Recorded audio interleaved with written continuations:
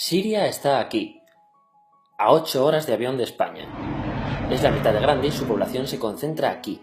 ¿Por qué? Porque toda esta zona es un enorme desierto, pero un desierto muy importante. Tiene 1/3 de las reservas de petróleo del mundo y también de gas natural, según algunos el nuevo petróleo. Para sacarlo de aquí y llevarlo a Europa, hay que rodear toda esta península y salir por el canal de Suez. Como te puedes imaginar, aquí te cobran. Pero hay otra manera más fácil, la línea recta. El que controle estas tuberías las puede abrir y cerrar, como un grifo. Si no pagas, no hay petróleo, ni gas. Esta región es la polla. La civilización en el planeta empieza en 3 sitios y este es uno de ellos. Mesopotamia, aquí. Sumer, que te sonará menos, pero es el puto inicio de todo. Aquí también. ¿Recuerdas la Torre de Babel de la Biblia? La hicieron estos tíos. Egipto, aquí. Siempre ha sido un punto de contacto entre Oriente y Occidente, dando a Asia salida al Mediterráneo. Quizá por eso aquí nacen las principales religiones monoteístas, el judaísmo, el cristianismo y el islam. El islam es el último que llega y de hecho acoge a las 2 anteriores. Adán, Noé, Moisés, Jesucristo son considerados profetas islámicos. Bueno, al grano. Como la zona es la hostia, todos han querido controlarla y siempre ha estado dentro de algún imperio. Persas, griegos, los romanos. El imperio romano termina partiéndose en 2, y finalmente solo sobrevive esto. Ahora es cuando la última religión monoteísta, el Islam, construye su propio imperio. ¿Te acuerdas de las cruzadas? Bueno, pues son los europeos cristianos intentando recuperar esta zona de la que estamos hablando. Los últimos en llegar son los turcos, que ojo, no vienen de Turquía, sino de a tomar por culo en Asia, junto con Gengis Khan. Lo conquistan todo y fundan el Imperio Otomano. El Imperio Otomano se queda ahí hasta la Primera Guerra Mundial, 600 años. Cuando acaba la Primera Guerra Mundial, aparecen pequeños países donde antes estaba el Imperio Otomano, y por primera vez vemos a Siria en un mapa. Hasta ahora la habíamos dibujado para no perdernos. ¿Y quién se inventa esos países? Lo que te voy a contar es alto secreto. Bueno, lo era en 1916. Este súper secreto se llama Acuerdo de Sykes-Picot. Los franceses y los ingleses no podían derrotar solos al Imperio Otomano. Solo podían si les apoyaba la gente que vivía dentro, en su mayoría árabes. ¿Cómo se los ganaron? Pues les prometieron la Gran Arabia, un país solo para ellos. El único problema es que era un timo. Antes de seguir, recuerda una cosa. Los árabes son un pueblo, pero no una religión.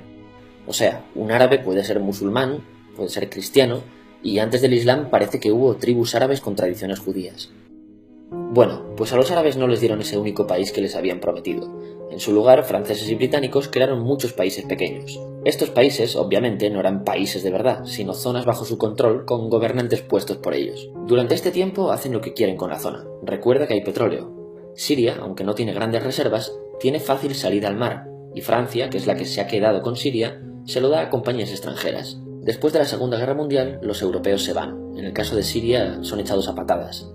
Pero antes de irse, crean otro estado, Israel. No es el momento de hablar de ello, pero es un estado muy polémico que sus vecinos no reconocen. La prueba es que nada más irse los británicos, todos estos estados lo atacan.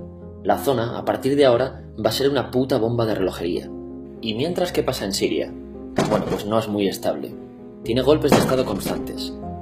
En esa época aparece en Siria una ideología que se hace con el control y se expande por el mundo árabe, el Ba'ath. Esta ideología mezcla el antiguo sueño de una sola nación árabe con ideas socialistas. Y algo muy importante, es laica, o sea que no es religiosa. Siria se llega a unir con Egipto, un país con el que no tiene frontera. Pero no es algo raro, muchos de estos países intentan hacerlo también. Como recordarás, a esta gente se le había prometido un solo país y las ganas las seguían teniendo. Pero la unión falla. En este tiempo Egipto les convence para nacionalizar el petróleo. En Siria, Al-Assad, el padre del Assad de ahora, se convierte en jefe del estado Ba'ath. En Irak, también Ba'ath, comienza a ganar fuerza Saddam Hussein.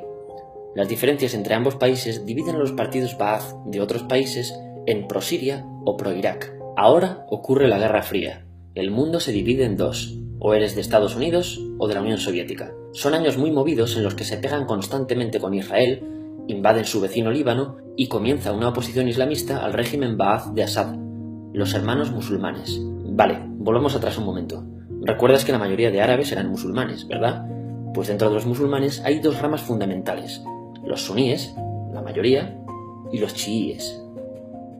En el caso de Siria, a pesar de ser un estado laico, los gobernantes como Assad y jefes militares eran chiíes, los cuales representan menos del 13%.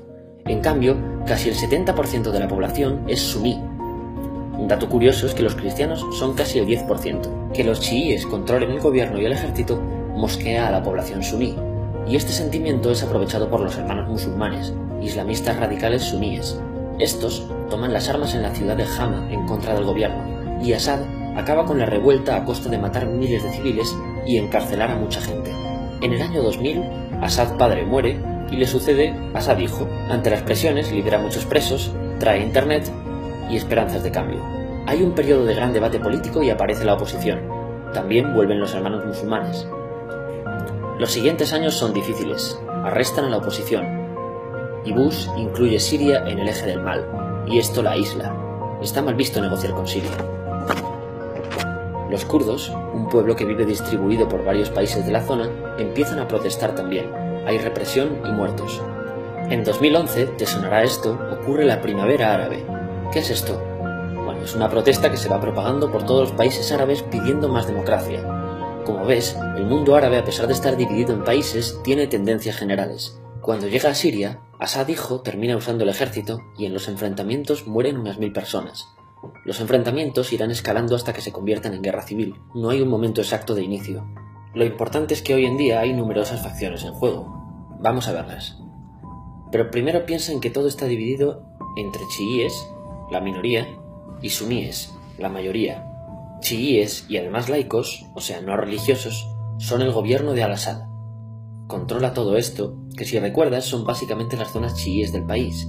El gobierno de Assad está enfrentado al resto. También mayoritariamente laico, pero suní, es el Ejército Libre de Siria o FSA en inglés. Junto con el Frente Islámico, que es religioso, y otros 70 y pico grupos más, forman una coalición que la prensa llama simplemente la oposición.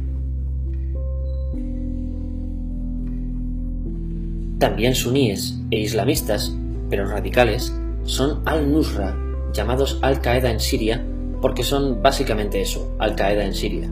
Otros islamistas radicales son el ISIS o Estado Islámico. Salen de Al-Qaeda en Irak, controlan la mayor parte de Siria e Irak y se han hecho famosos por sus atrocidades. Su objetivo teórico impacta a muchos. Es un Estado Islámico a lo largo de Asia, África y Levante, aunque a ti ya te suena, ¿verdad? En naranja tenemos al pueblo kurdo, que recordarás porque el presidente Al-Assad lo reprimió, al igual que gobiernos de países próximos también hacen. Ahora controlan militarmente esta zona. Antes de terminar, repasemos los apoyos internacionales a fecha de octubre de 2015. Las fuerzas de Al-Assad son apoyadas por Rusia, que ya tenía base militar en el país antes del conflicto, por Irán y por China. Todos son países de lo que Europa llama Oriente. En contra de Assad, apoyando a la llamada oposición, luchan Estados Unidos, Turquía, Francia, Gran Bretaña y Arabia Saudí. Podemos terminar con algunas conclusiones. Te advierto que esto ya es pura opinión. Si recapitulamos, vemos que la región es estratégica. Por su situación privilegiada, todos la quieren. Siria siempre ha estado bajo el paraguas de grandes imperios. Piensa que hace 100 años la actual Francia era Francia, Gran Bretaña era Gran Bretaña, pero es que hace 200 también, y hace 300 también, y hace 400 también. En cambio, Siria solo es Siria desde hace menos de 100 años, y solo se gobierna a sí misma desde hace poco más de 50. Además, jamás decidieron sus fronteras, se las impusieron.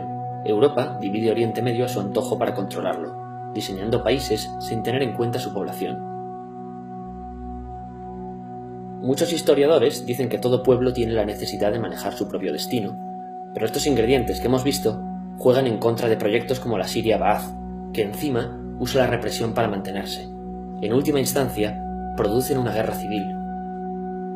En este contexto no es extraño que aparezcan actores que se alimenten de la desesperación, el sentimiento suní de opresión y la visión de Occidente como invasor. ISIS usa la identidad árabe y la mitología de antiguos imperios. Cuando quieras entender el presente, pregúntate, ¿y el pasado?